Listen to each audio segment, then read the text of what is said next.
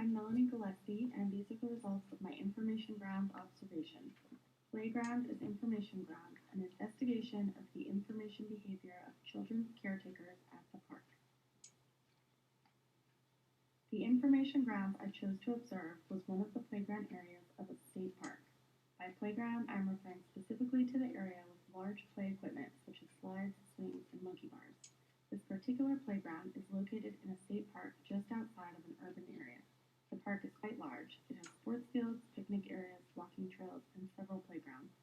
From my observations, I took my nephew to the playground in the morning and the afternoon of the Saturday and Sunday of Easter weekend. In addition to the increased traffic from Easter weekend, Saturday was a free parking day and the weather was very nice, so the park was much busier than usual.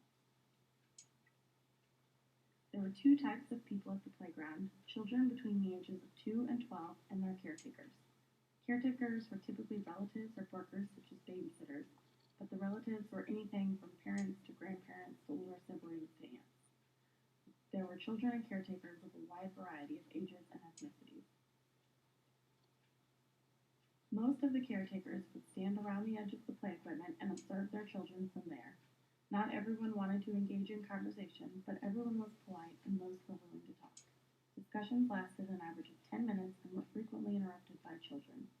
I both interacted with my nephew on the play equipment and stood and observed from the edges of the playground and was engaged in conversation by other caretakers in both situations. There were three topics discussed more often than others. Almost everyone started with the children's names, ages, relationships to the caregivers, etc. Caretakers seemed interested in discovering similarities and differences between children. They would also discuss the current behavior of the children. For example, if one child pushed another, their caretaker might comment on how they've been behaving poorly lately. Many also discussed education, including where the children attended school, whether they liked it, other child care arrangements, extracurricular sports and activities, and so forth. Why did caretakers discuss these things? Both Granover's theory of weak ties and Durbin's theory of sense-making apply here. People benefit from weak ties because weak ties are typically less similar than strong ties. It gives people new perspective and access to knowledge their strong ties can't provide. They need access to this knowledge because they want to apply meaning to their personal experiences. Additionally, research has proven that while parents prefer to get medical information from professionals, they prefer to get information and advice on personal topics such as behavior from their family, friends, and fellow parents.